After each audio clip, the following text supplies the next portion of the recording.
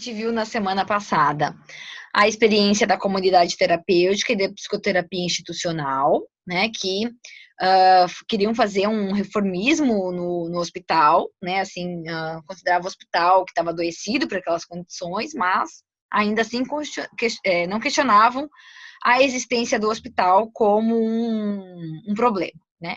Depois, a gente vai ter ali a psiquiatria de setor, na França, e a psiquiatria comunitária ou preventiva, nos Estados Unidos, que vão inaugurar um outro olhar, então, né, dizendo que deveria ter atenção, né, a atenção à loucura, um cuidado à loucura a partir de serviços comunitários, né? Então, a psiquiatria de setor vai dividir lá o espaço geográfico da cidade e relacionar com os setores do hospital, e a psiquiatria comunitária preventiva vai trabalhar com serviços comunitários, mas com uma lógica de saúde mental. Eles inauguram essa lógica de saúde mental como padrões, né, de normalidade. Então, quais seriam os comportamentos considerados normais, né? Então, quem fosse desviante dessa lógica, então seriam os suspeitos, né? As pessoas poderiam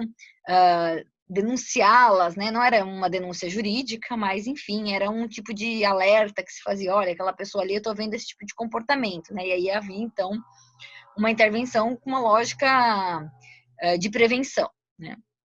E, por fim, as duas que a gente vai falar agora, antes de entrar na parte brasileira mesmo, a antipsiquiatria e a psiquiatria democrática italiana, né? Que, principalmente a democrática italiana, tem bastante influência, né, na nossa reforma psiquiátrica brasileira. Então, o que é importante? A antipsiquiatria acontece na Inglaterra, né, ali no final dos anos 50, início dos anos 60, vai ser inspirada, só deixa eu mudar aqui onde está as imagens, porque eu fico me vendo e não vejo todo o texto. Inspirada lá na psicoterapia institucional, que queria reformar, né, as lógicas de relações horizontais, né, com os técnicos e as pessoas que estavam internadas, mas pretendia extinguir os manicômios e a concepção de doença mental. Então, gente, a gente está entrando numa parte agora que é importante para esse curso, né? Porque esse curso, o título dele é uma pergunta, né? Uma afirmação e uma pergunta. A gente veio do manicômio, que é essa história que eu contei até hoje, e a pergunta é: a gente vai continuar no manicômio? A gente vai retornar para o manicômio? Né? A gente conseguiu dar um avanço em relação à assistência, né, em saúde mental, com a reforma psiquiátrica, com as internacionais e com a brasileira principalmente, mas há uma ameaça nisso. E agora que é importante que vocês fiquem atentos sobre que manicômio que a gente está falando, né? Assim, diversas vezes eu vou repetir isso, né? E vai aparecer, né, nos textos, porque acaba vindo a mesma informação de outras formas, de que o manicômio, ele não é só o espaço físico do hospital, né? Não é só você ir lá e colocar a pessoa dentro de uma ala psiquiátrica, né? O manicômio, ele é uma lógica, né? Assim, a lógica manicomial, ela atravessa a estrutura física, ela vai permear por questões jurídicas, por questões culturais, né? Então, assim, ela vai atravessar a concepção que a gente vai ter de sofrimento psíquico. E é aí a antipsiquiatria e a psiquiatria democrática italiana que começam a repensar a lógica manicomial, que até então, né, assim, já estava sendo questionada, mas não tão enfaticamente quanto a partir dessas experiências, que vão ser as que vão influenciar significativamente a nossa transformação brasileira, né? Então, vejam, ele pretendia extinguir os manicômios, né, assim, o modelo asilar e a concepção de doença mental. Qual que eles diziam, né? Que a loucura, olha que interessante, até agora a gente tem o quê? As explicações, né? Assim, a partir do momento que o campo médico toma para si o estudo da loucura através da psiquiatria, ela é estudada a partir das ciências naturais, né? Então, é uma lógica de compreensão do fenômeno que vai dar determinadas explicações e não vai dar outras explicações, né? Assim, não é nem boa nem ruim, é como qualquer outra olhar sobre o fenômeno, um olhar que vai ter suas limitações como qualquer outro olhar, né? Mas o que acontecia? Até aquele momento, ela era hegemônica, essa compreensão mais biológica, e esse método das ciências naturais para o estudo da loucura. E aí a antipsiquiatria vem com uma novidade, né? Ela vai dizer que a loucura não é biológica, né? Ela é um fato social, político e até uma experiência positiva de libertação. Uma reação a um desequilíbrio familiar. Vejam que eu até deixei em destaque aqui, ó, é um familiar com L, né? Tá lá no texto do Amarante isso. Porque não tem relação com familiar, eles fazem essa diferenciação no sentido de hereditariedade, né? Não é de DNA que eles estão falando aqui, eles estão falando de relações familiares, do modo como esta família se relaciona. E vão dizer também que a família, ela é um microcosmos, né? Assim, uma miniatura da sociedade. Então, por isso que a loucura, ela é também um fato social e político, porque essa família só existe também dentro de uma sociedade, né? E aí vai dizer, considerava o discurso do louco, né? Uma denúncia da desordem do núcleo familiar. Não se tem um louco sem uma desordem familiar, né? Loucura não era doença, muito menos uma categoria médica, né? Assim, criticava o uso do método das ciências naturais para explicar a loucura. Dizia, olha, a gente precisa de outras formas de explicar, porque só as ciências naturais não estão dando conta, né? Fazia uma crítica à psiquiatria, dizendo assim, né? Para a psiquiatria, estar louco ou estar gripado é a mesma coisa. Ambas precisam de um tratamento, uma atuação sobre o corpo ou sobre a mente, a fim de fazê-los retornar à normalidade, né? Esse conceito de normal também começa a ser questionado nessas reformas psiquiátricas, porque vai dizer assim, bom, quem determina o que vai ser normal, né? A gente vai trabalhar com uma normalidade estatística, uma normalidade funcional, uma normalidade idealizada, né? Assim, quem que vai determinar o que é normal ou não é normal? Né? E aí eles vão propor, então, né, o quê? Que o princípio seria o de permitir que a pessoa vivenciasse a sua experiência. Esta seria, por si só, terapêutica, na medida em que o sintoma expressaria uma possibilidade de reorganização interior. Então, está dizendo o quê? Que os delírios, né, os surtos, os episódios maníacos, qualquer coisa que seja um sintoma psíquico, né, seria uma expressão de algo interior. E que a gente, enquanto técnicos, né, que a gente que se propõe a fazer esse cuidado, que a gente deveria, então, ajudar essas pessoas a viverem essa experiência, e não como era o que acontecia até então, de suprimir a expressão desses sintomas, né, através do uso excessivo de medicação, da eletroconvulsoterapia, da contenção mecânica, qualquer que fosse o recurso utilizado naquele período, para que parasse de expressar esse sintoma, né? E vai dizer, então, ao terapeuta competiria auxiliar a pessoa a vivenciar e a superar esse processo, acompanhando-a, protegendo-a, inclusive da violência da própria psiquiatria, né?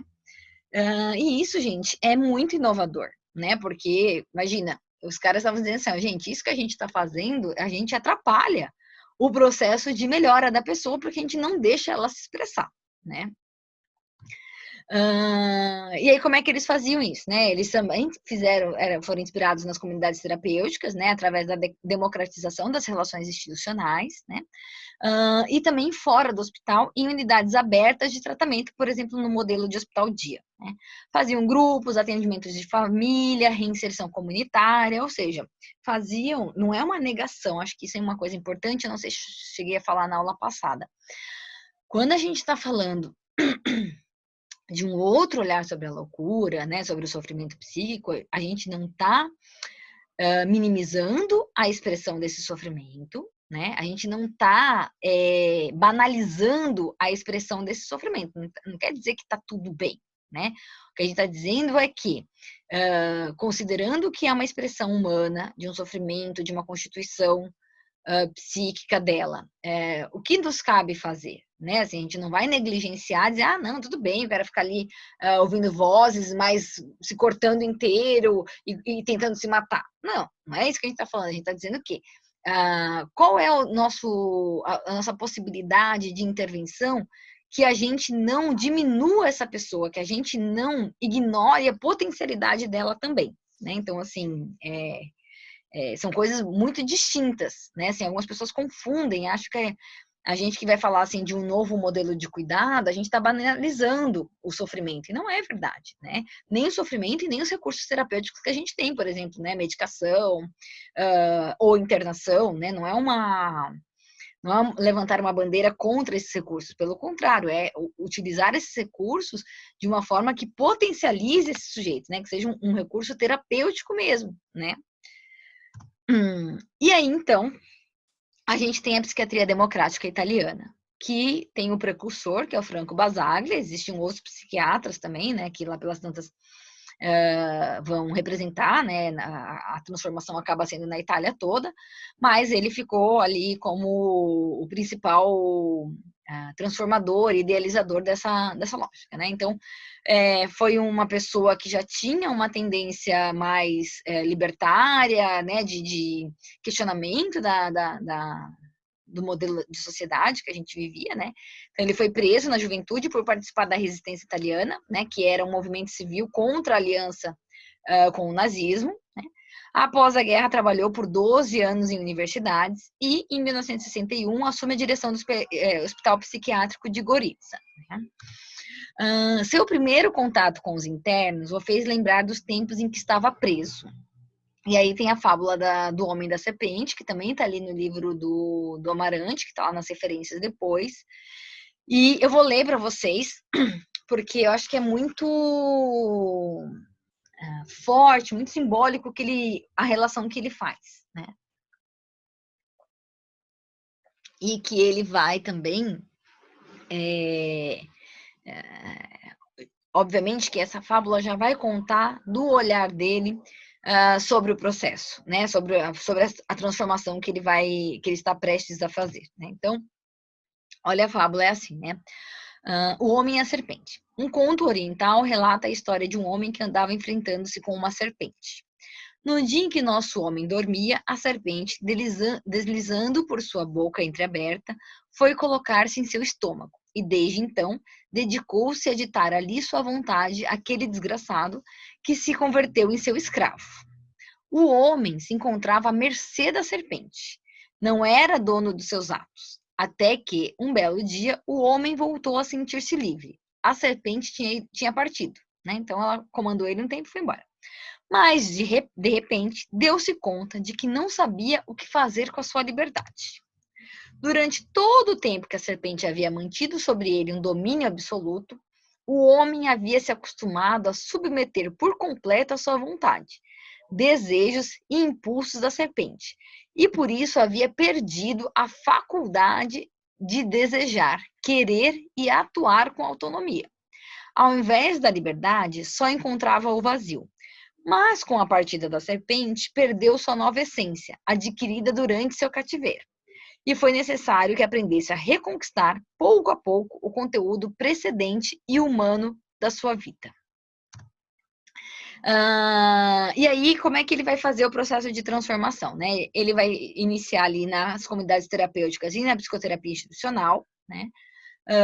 Mas, com o tempo, ele vai perceber que essas abordagens não extinguiam o que ele achava que era mais grave, que é a exclusão imposta pela instituição psiquiátrica. Então, vejam, as duas primeiras experiências que a gente viu queriam reformar, né? Até aqui, propunha a superação de um reformismo psiquiátrico, que nas primeiras experiências ficavam mais fragilizadas, né? Transformava o hospital, mas não transformava a lógica de exclusão, né?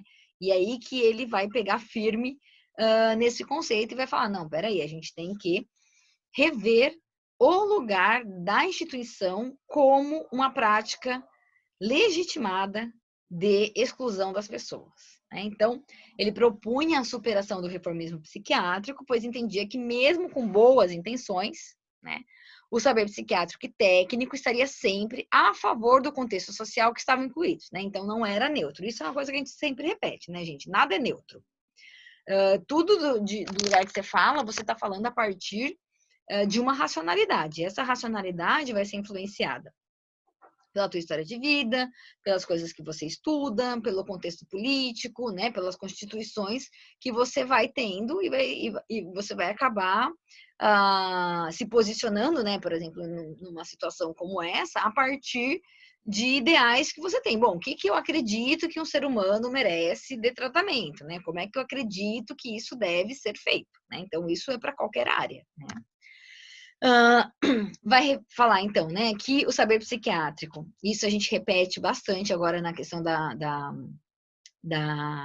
história do Brasil, né, reduziu a complexa experiência da loucura aos limites do campo médico, né, como se esse fosse capaz de dar todas as respostas para o fenômeno.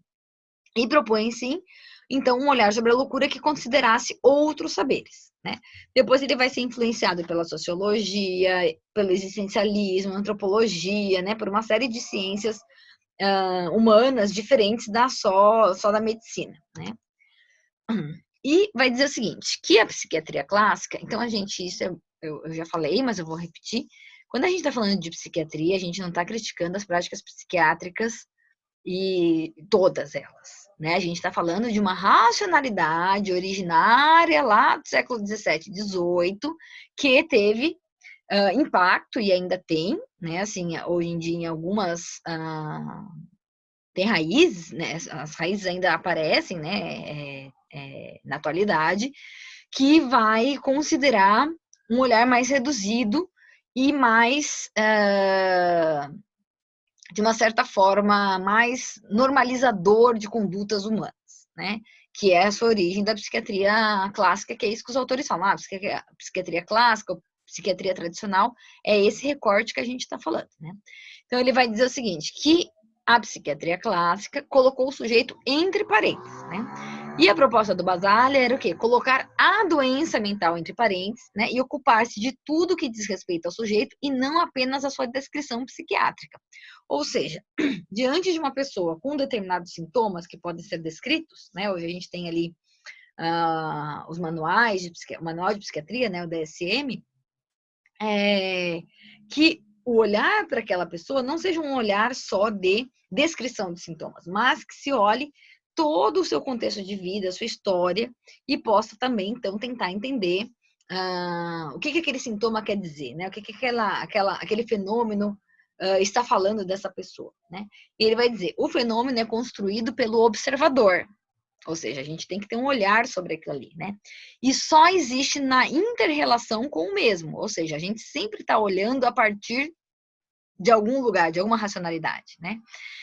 A concepção de loucura não é neutra, é construída a partir da cultura, subjetividade e do conhecimento de quem a produziu. Isso que eu acabei de falar, né? Então, assim, se a gente tem uma racionalidade dominante, né, assim, que influencia muitas e muitas pessoas por gerações, essas pessoas depois quando vão trabalhar e depois no senso comum também acaba aparecendo isso, mas a gente está fazendo um recorte aqui de profissionais da saúde, eles acabam olhando a partir só dessas lentes, né? Só dessa influência que eles tiveram. Então, é preciso que outras racionalidades entrem para que a gente possa ampliar, né, assim, ou pulverizar, assim, mais opções de compreensão e que não seja uma compreensão que fique absoluta, né, e que acabe, então, reduzindo as possibilidades de atuação diante do sofrimento.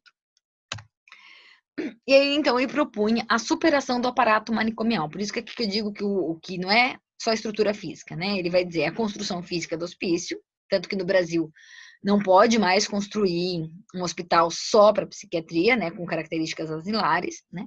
Mas também, o que ele está falando? O que é aparato manicomial, né? E é isso que esse curso eu quero que, né, assim, eu espero que seja o objetivo atingido de vocês, né?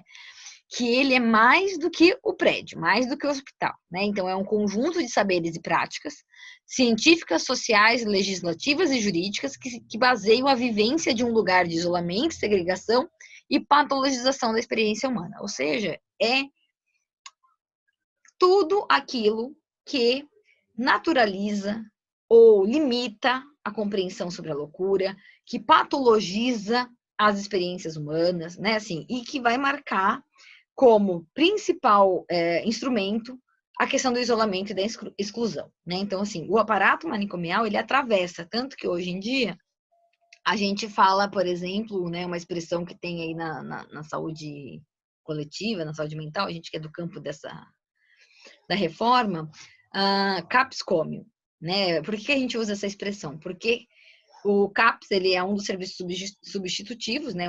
O principal, na verdade, que surgiu ao manicômio, não? Então, ele é para substituir essa estrutura, um hospital total, né? Porque fica ali dentro daquela instituição. Mas, se dentro desse CAPS, né, os trabalhadores, as pessoas que circulam lá, tiverem uma concepção sobre a loucura, que não escuta aquelas pessoas, né, não dá valor, porque elas falam, porque você é esquizofrênico, você aí é bipolar, né, assim, não valoriza o seu discurso, não trabalha pela lógica de promover, construir junto com essas pessoas processos de autonomia, de reinserção social, a partir do que faz sentido para cada uma daquelas pessoas, também é um manicômio. É um manicômio de portas abertas. Por quê? Você está reproduzindo uma lógica que é manicomial, que é desconsiderar aquela pessoa, achar que não tem jeito, que ela é limitada, que não tem nenhuma possibilidade, porque está no organismo dela, porque ela não tem chances de melhora, porque ela nunca vai ser normal. Não sei se vocês entendem o que eu estou falando, mas essa que eu espero que vocês compreendam, né? Que não é só o palpável, né? Ela é também a lógica, o olhar, e é isso, obviamente, que esse olhar sobre a loucura, esse olhar manicomial sobre a loucura, vai refletir em práticas manicomiais, né? Então, de práticas que não promovem autonomia, né? Que não vão perguntar para a pessoa se ela concorda com o tratamento, né? Assim, enfim, uma série de práticas que podem ser consideradas manicomiais. Ele vai trabalhar esse conceito de duplo da doença mental, né? Então, assim, uma pessoa confinada em um espaço e submetida a todo tipo de violência, provavelmente passará a incorporar tudo aquilo que recebe. Será violento, agressivo, né? Em determinado momento, não se saberá mais o que é, daí até entre aspas, da doença ou as situações que originaram determinados sintomas, né? E o que é sintoma da institucionalização, ou seja, que não é só estar dentro desse hospital, é estar dentro desse hospital de uma forma que você tem que seguir determinados horários, que você tem um tipo de vestimenta específica, em que você não pode realizar coisas que te interessam, que você possa se expressar no seu sofrimento, né? Então, assim, essa é a lógica manicomial. Aqui vai te podando por todos os lados, né?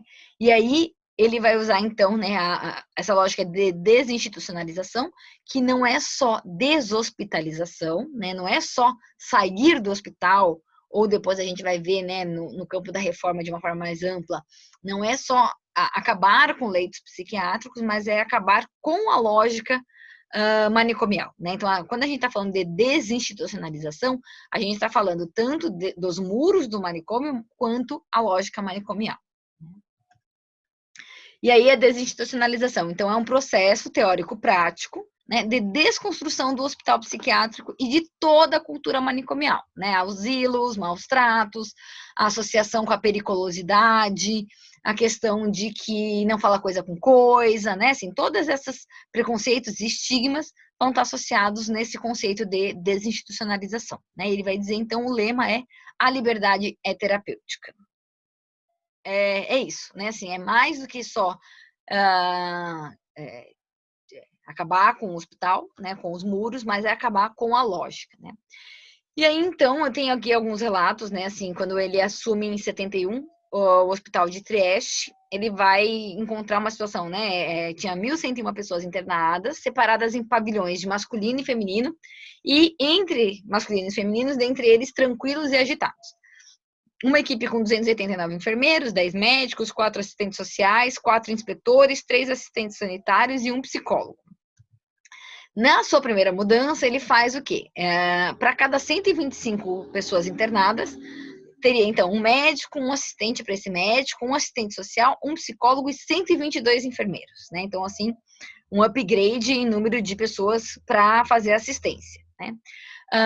Também usou a questão da perspectiva da psiquiatria de setor, que a gente viu da França, né? E reorganizou os pavilhões em mistos, por exemplo, de homens e mulheres, né? E sem classificação por diagnóstico, e sim por setor. Então, de onde, né, pelo local de moradia que a pessoa vivia. Criou núcleos de vida autônoma, né? Então, espaço próprio para cozinhar e organizar o cotidiano com supervisão, né, dos profissionais, né? E começa as inovações, né? Então, para as pessoas que saíam, ele tinha incentivo ao trabalho, aposentadoria, moradias assistidas, que depois a gente vai ver que a gente vai ter aqui no Brasil também. Propôs e conseguiu isso, né? O fechamento progressivo dos manicômios e criação de centros comunitários e territoriais de cuidado, né? Conseguiu que houvesse emergências psiquiátricas, então a pessoa fazia o atendimento, mas poderia ser liberada em breve, não ia automaticamente para uma internação de longa permanência, né? E criou os centros de saúde, que eram substitutivos aos manicômios, que depois a gente vai ter os CAPs aqui, né? A questão da hospitalidade noturna e diurna. Hoje a gente tem, são os CAPs 3, né? Que pode ser 3 para as questões de saúde mental em geral e álcool e drogas também, né? E aí é interessante porque é um serviço que não é uma internação, a pessoa não está presa lá dentro, né? É uma parte da questão terapêutica dela, né? Em que são avaliadas, por exemplo, necessidades clínicas, que não precisem de uma internação hospitalar, de riscos sociais, rompimento de vínculos familiares, né? Então, essas hospitalidades podem ser feitas por critérios psicossociais, né? Trabalhava com visita domiciliar, atendimento terapêutico em grupo, individual, atendimento familiar, né? E fazia ações de inclusão, então cooperativas sociais, até o projeto do Saber Solidário é um jeito de beneficiar esse modelo de cooperativa, né, de economia solidária, associação de usuários, familiares, técnicos, voluntários, né? E, para finalizar, a gente vai usar essa expressão de instituição inventada, né? É um caráter permanente de construção, criatividade, renovação, técnicas e atores sociais. Não, gente, quando a gente fala reforma psiquiátrica, as transformações, elas nunca vão estar prontas, né? Assim, a gente não finaliza o processo de reforma, porque as pessoas vão mudando, as questões sociais vão mudando, os critérios, né, assim, de coisas aceitáveis e não aceitáveis em relação aos tratamentos vão mudando. Então, né, assim, a humanidade é dinâmica, assim como as reformas e os modelos de atenção e saúde mental também são, né? E aí tem essa última expressão que vai dizer, né? A experiência italiana demonstrou ser possível, definitivamente, tratar de forma muito inovadora, responsável, digna e cidadã o transtorno mental. E assim contribuiu decisivamente para a transformação dos modelos de atenção psiquiátrica e para a ressignificação do conceito e da prática de reforma psiquiátrica em todo o mundo ocidental. Então, a reforma psiquiátrica italiana é um marco na história da humanidade, a gente pode até falar, né? Na questão de atenção à saúde mental, ela foi de fato uma transição muito, muito séria, né? Depois de um tempo, então, é aprovada uma lei, né? Lei 160, e essa lógica de atenção, ela é expandida para toda a Itália, né? Tem um filme que chama Se Può Fare, né? Em português é Dá para Fazer. E é muito interessante, tem no YouTube, e vale muito assistir esse filme, porque não é um profissional de saúde que faz a transformação, é um sindicalista que acaba perdendo o emprego que ele tinha, e ele acaba sendo contratado para trabalhar no manicômio, e ele faz uma revolução dentro do manicômio, né? Tem uma parte do filme que um psiquiatra pergunta para ele, mas você é basaliano, né? Ele fala, eu nem sei o que é isso, né? Assim, ele não era um profissional de saúde, mas mesmo assim ele conseguiu fazer uma super transformação. As duas experiências de reformas psiquiátricas que acabamos de estudar influenciaram a reforma psiquiátrica brasileira, como veremos a seguir. No entanto, vale ressaltar que as mudanças em território brasileiro demoraram mais de 20 anos, em relação às experiências internacionais, para de fato começarem a se efetivar. Nas 2 próximas aulas, estudaremos sobre assistência à loucura no Brasil. Iniciaremos pelo período colonial e chegaremos até a instituição da Rede de Atenção Psicossocial em 2011.